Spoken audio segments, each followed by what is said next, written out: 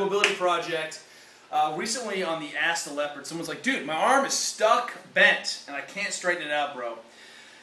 Straightening out an elbow is a tricky bit. Typically a physical therapist will tell you, well, let's go after extension, post-surgery, post-injury right away. Reclaiming extension is son of a leopard. What I will tell you though is that usually we can get flexion, no problem. We can go after flexion a ton. So I'm going to give you some ideas about kind of opening this up. Now typically we think, okay, maybe I have tight, short biceps. That's what's limiting. That's kind of conventional thinking. For flexion, certainly if I'm tight on the kind of insertion of the triceps here, and that would kind of correlate to what we know about the knee, tacking at that suprapatellar pouch, anchoring and trying to create space in the joint here. So we've got a couple ideas today for you.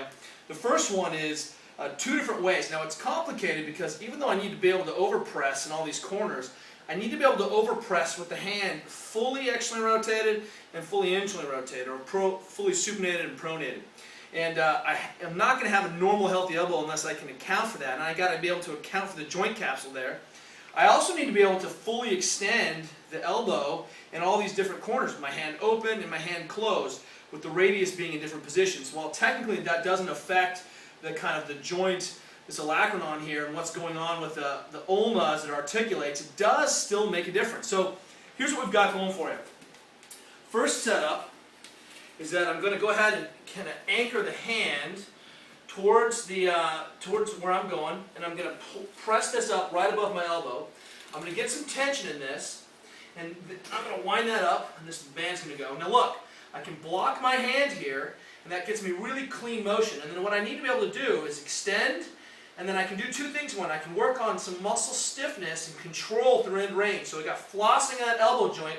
I can externally rotate here, the hand in that direction, and then just keep pressing into the corners. And so let that band just guide me, and ultimately if I have a healthy normal capsule, I should just be able to kind of tick at end range and press in there. For those of you guys, this aponeurosis, this kind of part of the capsule here, this insertion of the lot, it's going to be really ropey and stiff. It's matted down. You're going to be a matted down warrior leopard there. And what we need to do is be able to really press into those corners. Everyone should have a little hyperextension, not as much as I do in this elbow, but some. Now that's setup number one. Setup number two then is I'm going to rotate my hand the opposite direction. Then I'm going to put some tension in, and then I am going to twist and go ahead and face where I'm going. And that puts an enormous load through here.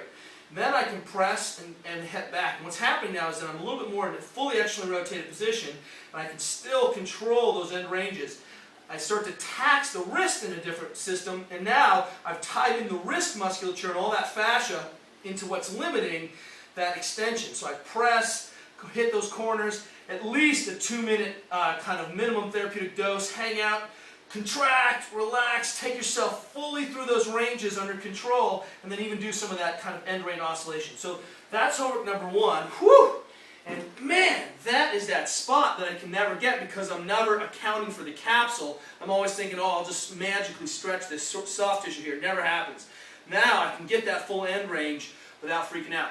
Second idea then is to work on some flexion here.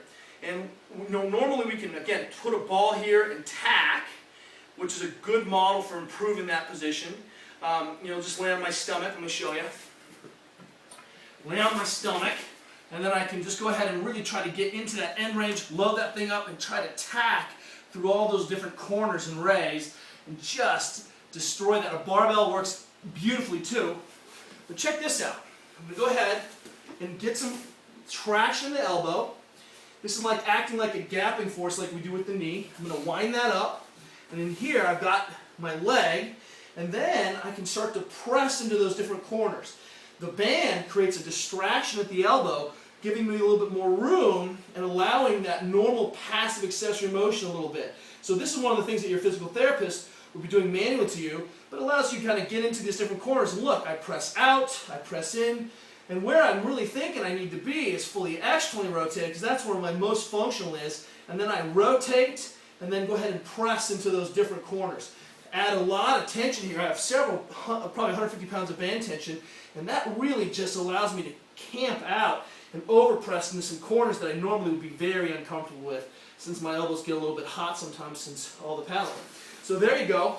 A couple ideas about improving elbow range. That side seemed to improve. And ways to kind of get normal motion back. This is the mobility project. We'll see you tomorrow.